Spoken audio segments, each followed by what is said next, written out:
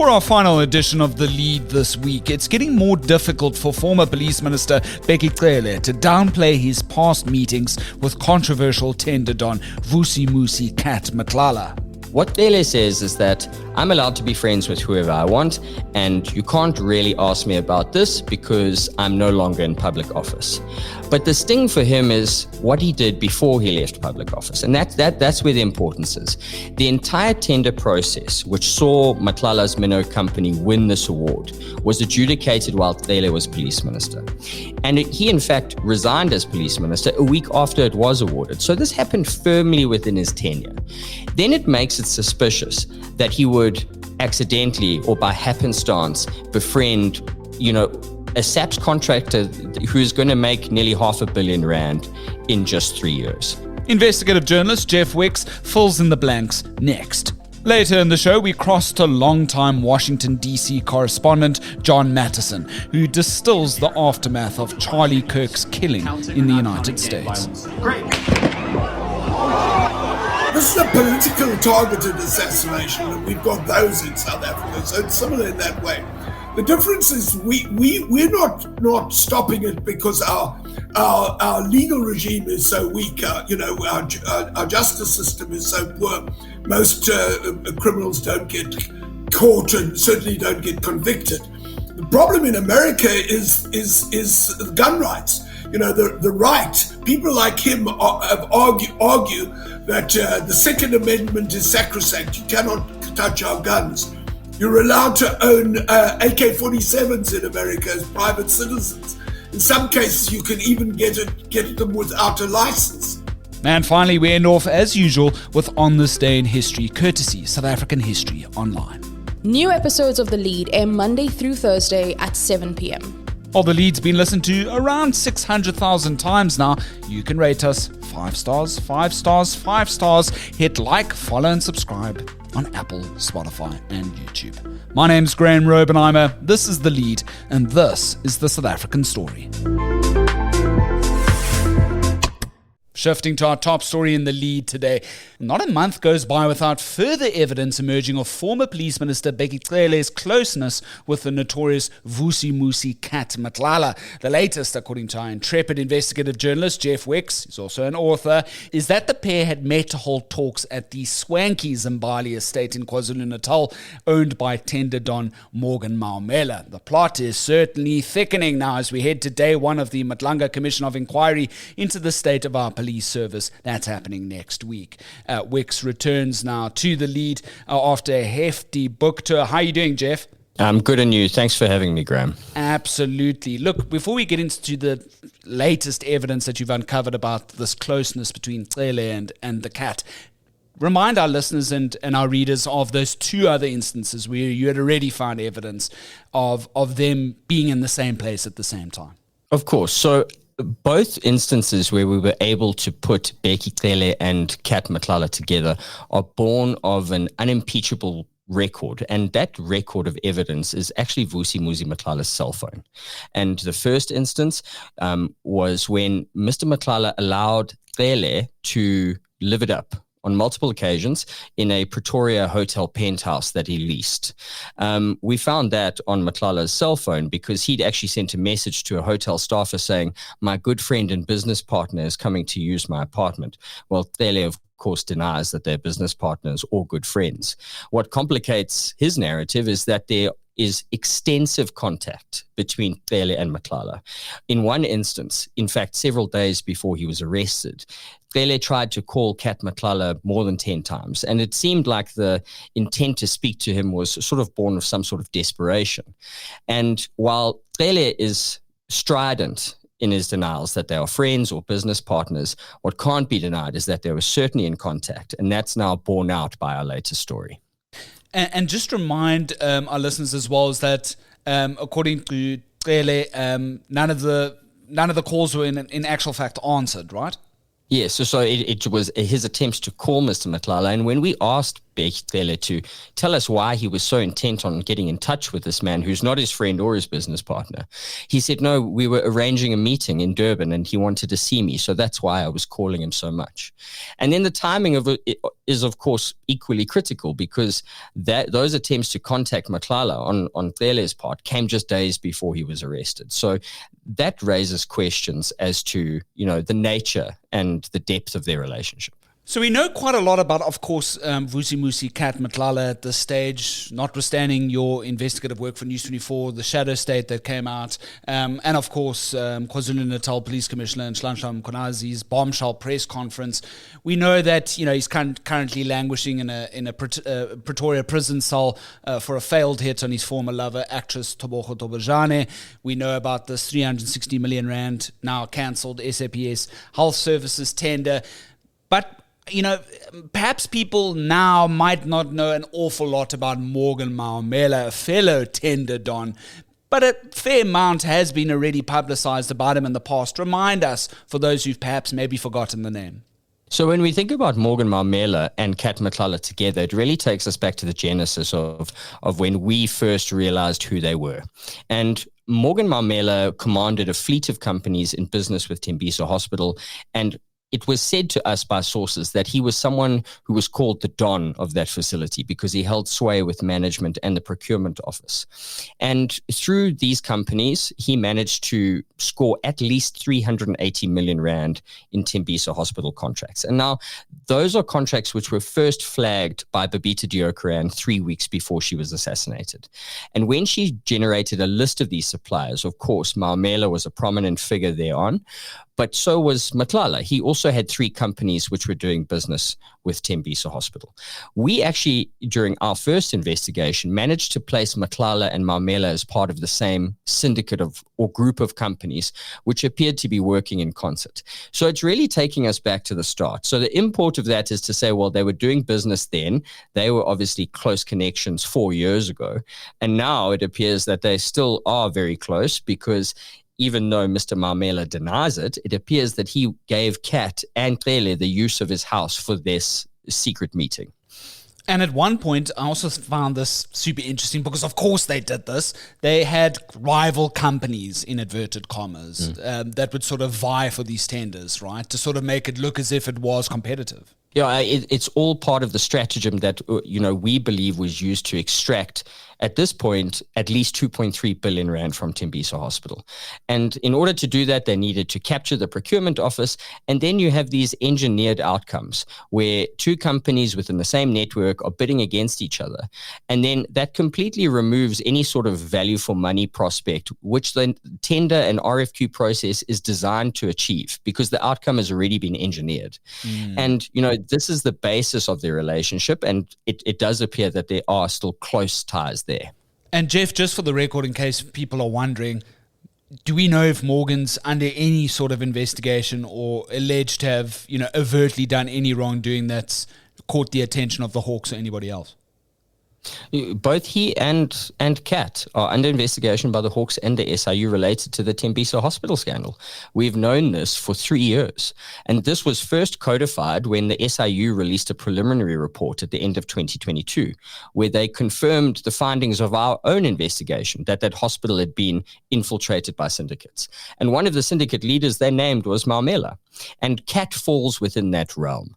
But it's clear that they both had the sort of same in-tune theory to target state procurement because that's where they've accumulated a lot of their wealth from.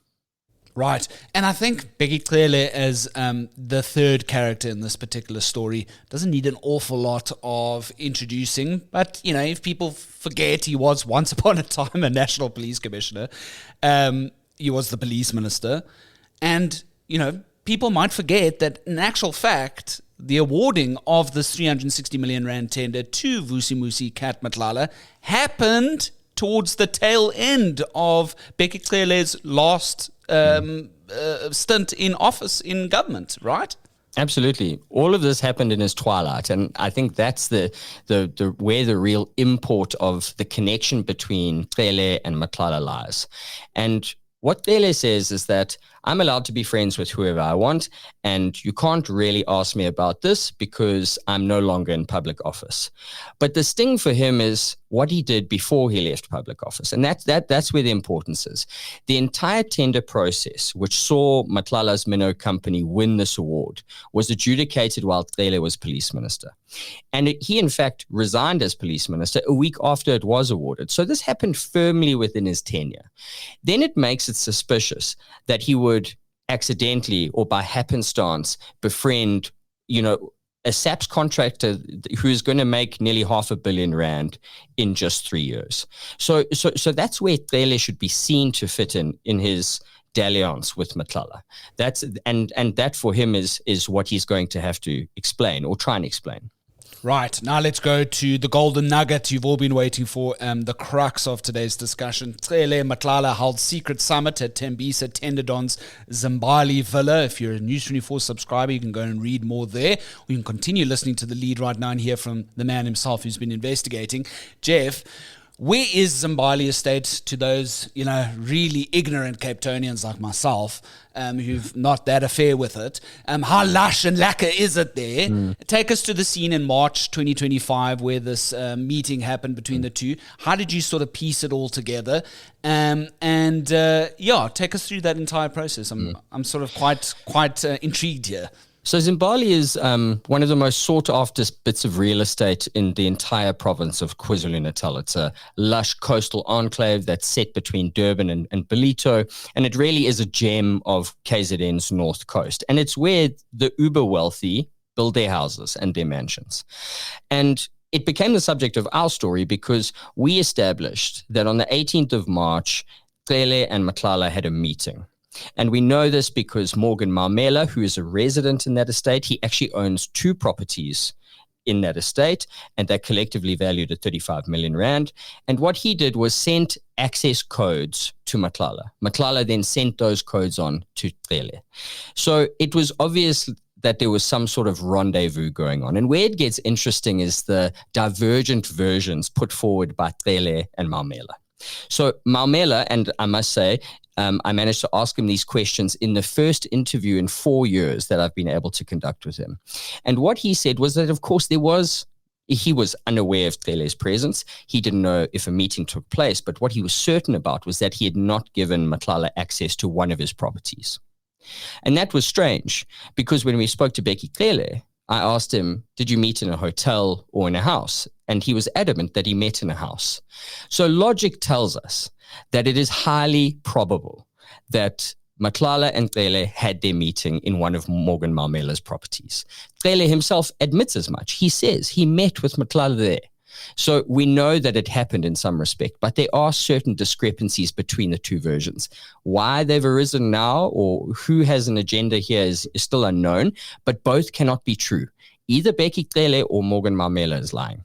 And of course, you weren't a fly on the wall, Jeff, so you don't know what they spoke about, right?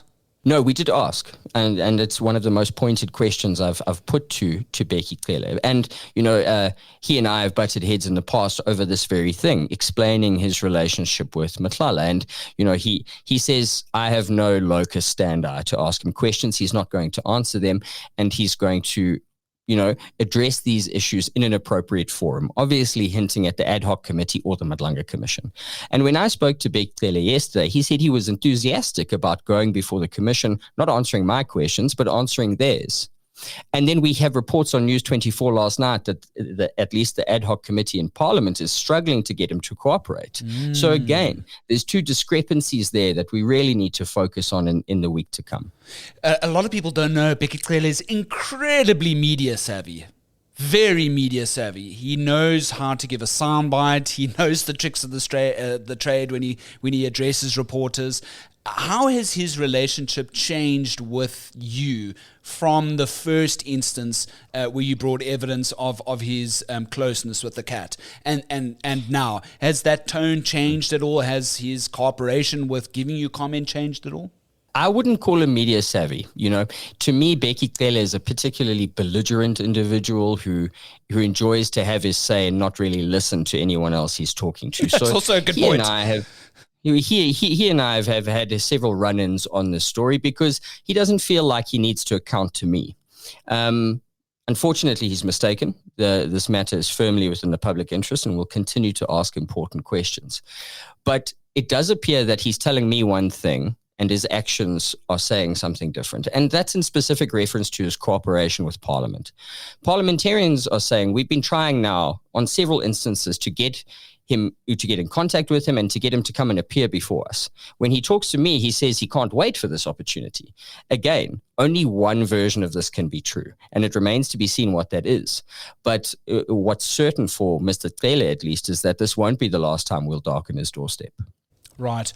I thought, of course Jeff did this. Of course Jeff would go and find out and sort of fact check in real time Mr. Maumela's reasons for the cat using or wanting access to the Zimbali estate around that time.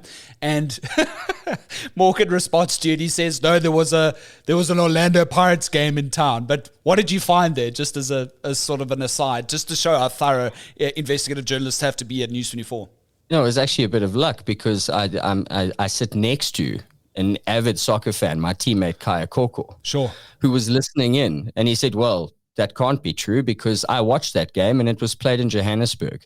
So we were very happy to be able to sort of challenge him on that whilst he was on the call. He then capitulated and said maybe it was the Chiefs, but he was check his records, but then the records had been deleted. So maybe that's been lost to the ether. But certainly further investigation can and should be done by the authorities checking these versions, because these incidents and this subject matter is going to be relevant to what's happening in Parliament and at the Matlala Commission. Absolutely. How do you view next week's commission on that note, Jeff? A lot of what you've uncovered, picking up the investigation left behind by Babita, and now we've heard that KZN Police Commissioner Nhlanhla Mkhwanazi, of course, in the wake of his bombshell press conference, will be the very first witness. We had been waiting for a while to find out if that would be the case or no. It's probably going to be, his telling of that press conference again in front of evidence leaders.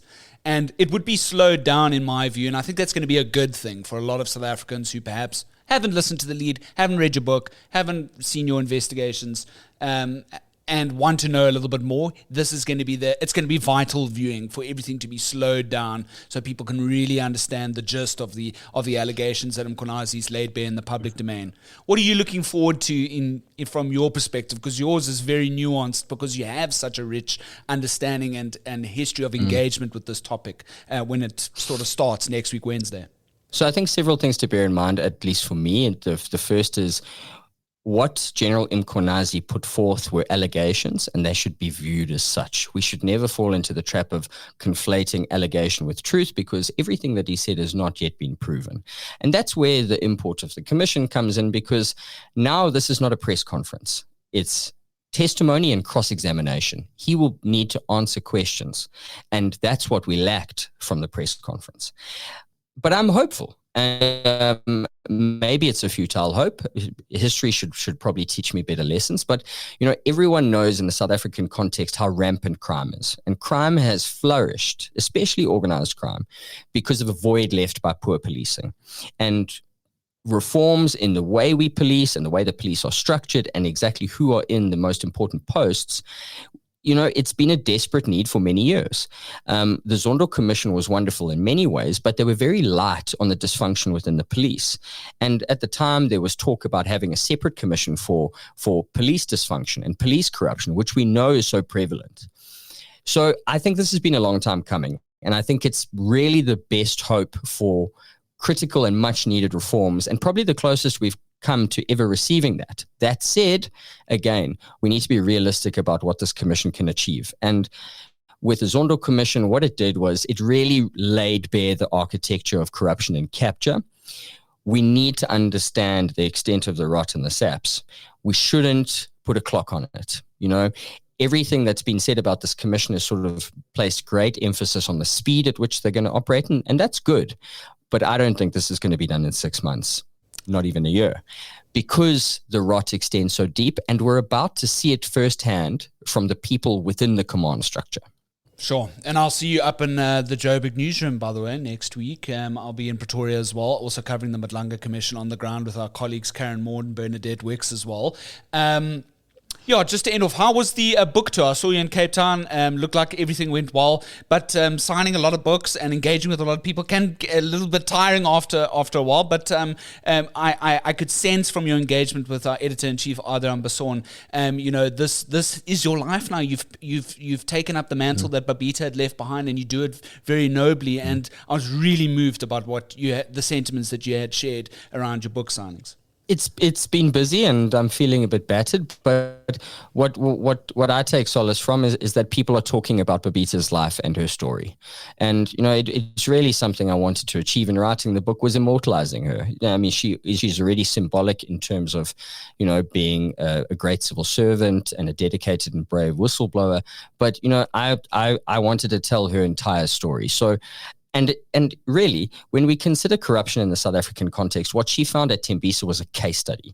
Not only a case study for extraction, but the violence that whistleblowers face. That's a story that needs to be told and remembered and told again, because there are way more Babita Deokarans. Sadly, I don't think she'll be the last. So it's important that we really make her story count. Do you think Cele is phased about all of this? My final question. Do you think I get the impression that he's like, whatever, when the parliamentary inquiry comes and the Matlala inquiry comes, I'll say my say and that's it, I'll ride off into the sunset. I don't think he takes these things an awful lot seriously. In my engagements with him, he seemed fairly nonplussed, more indignant about why he was being questioned than the actual subject matter of the questions, but that's true to form and is part of his character. But the fact remains, whether he likes it or not, what he'll be questioned on and what we'll ask him questions about are events that happened while he was police minister, while he was a public office bearer. So if he thinks he can now disappear into the ether and enjoy his retirement, that's not so. He's a public figure and he remains keenly tuned to the public interest, and that's why we'll continue to bother him. That's investigative journalist and Shadow State author Jeff Wicks. Jeff, thanks so much for your time on the lead. I really do appreciate it. See you up in Gauteng. See you next week. Drinks on you. Cheers. Don't know about that.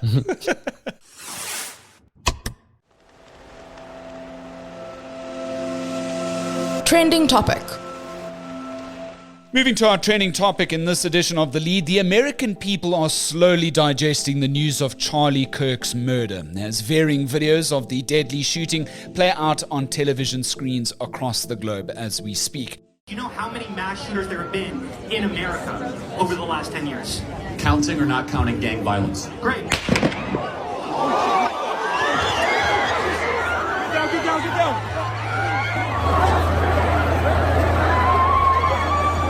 Now, some describe Kirk as a right-wing activist, others as an ally of US President Donald Trump's Make America Great Again movement, or MAGA, who holds strong conservative views about life in the United States. Whatever you think of him and his views, his death marks another historical moment for the US to take stock of the right to freedom of speech and, of course, the health of its very democracy.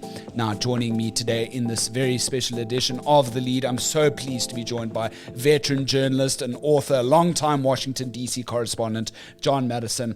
Out of Franschhoek nogals. John, how are you? I'm good. Fantastic. What did you make of the news? I must admit, I did not know who Charlie was. I had to do quite a bit of reading. And that's just because I haven't been following the US all that much. I've been sort of following domestic affairs a lot closer. Who is he and what do we make of this time? Look, this is a big story because he is known as Trump's youth whisperer. He really did a lot for Trump to get young people to vote for Trump in this last election. And was a very charismatic guy, got involved in politics at 18. He dropped out of his first year at university. He was rejected for admission to West Point to get into the military. So he started this organization and he was spectacularly successful, made a lot of money out of it, and he was a major figure. And I mean, he was close to Trump and many others in the White House. I mean, there are many people with tears in their eyes in the White House today. There is now, of course, a big debate about Charlie's legacy, about some of the things he's sort of espoused in the past. Do you know sort of, one or two of his main sort of policy steering lines that has got him into hot water with certain viewers of what he had to say? Of course, the debate in many people's minds' eyes that, of course, he also had family and friends, and so we should be mourning him as a human being before getting into the weeds of politics. Look, he leaves behind a 1-year-old and a 3-year-old child. And of course a young wife who was Miss Arizona when they married. So I mean, that's obviously tragic. 31 years old. I mean, that's obviously awful. And I must say, all the major political figures in the Democratic side as well as the Republicans have spoken out forcefully that this kind of political killing has got to stop. But the truth is that it's on both sides. There are Democrats and Republicans who are being targeted, shot at, killed in America. So this is not new, but it's very high profile. And the other thing is the way it was done. He was targeted by a sniper fire at about 200 meters, and a single bullet to the neck killed him. And he'd just been asked a question. He's been doing a university tour, and he gets very big audiences. And he'd just been asked a question, a very provocative questioner about gun violence. And he just started to answer it when he was killed. And if you watch the video, you can see, I mean, he was gone on that one bullet. Right, and then there was, I don't know if you've been following this, but there was an initial arrest made. There was the police sort of parading this one sort of appeared to be an elderly gentleman. And then the reports and fake news was spurting out. It was very sort of difficult to discern last night into this morning whether or not this was a key suspect or not. But at this stage, as I understand it, the manhunt continues for the prime suspect here, right? Yes, this man has been released.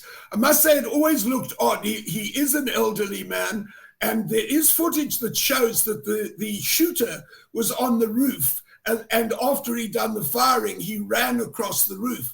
So it didn't look like something a man of that age could have been easily doing. So it didn't sound like the right guy. They've released him, and they're looking for the suspect. What does this, John, just to end off, say about the American people and the way of American life at the moment that perhaps South Africans would not understand? Look, there are similarities as well as differences to South Africa. This is a political targeted assassination, and we've got those in South Africa, so it's similar in that way. The difference is we're not stopping it because our legal regime is so weak. Our justice system is so poor. Most criminals don't get caught and certainly don't get convicted. The problem in America is gun rights. The right. People like him argue that the Second Amendment is sacrosanct. You cannot touch our guns. You're allowed to own AK-47s in America as private citizens. In some cases, you can even get them without a license. And so, and the right have blocked moves because of the power of the gun lobby and the gun companies and the lobbying they do. Nobody's ever been able to sustain control on gun rights. And for me, that's the huge thing because, the example is Australia. In Australia, there was a conservative government. I think it was Tony Abbott was the prime minister, or the guy before him actually. And they had a mass killing, and he stepped in and he blocked gun ownership. It cost him his career as a politician, but it worked. And Australian serious gun violence or mass gun violence like this has cut back enormously, almost to zero. John Matisonn, thank you so much for your time on The Lead. I really do appreciate it. There's so much under the sun that I can't wait to talk to you about, whether that's the books you've authored or your rich history in the journalism landscape. Thank you so much. Let this not be our last engagement here on The Lead on News 24. I enjoyed it. Good to talk to you. Looking for a smarter weekend scroll? The Weekender is your ultimate guide to bold stories, sharp opinion, and a fresh lens on life in Mzansi. From exclusive interviews and powerful essays to wine picks, playlists, and pop culture gems, It's your perfect weekend read, all in one place, landing every Saturday on News 24.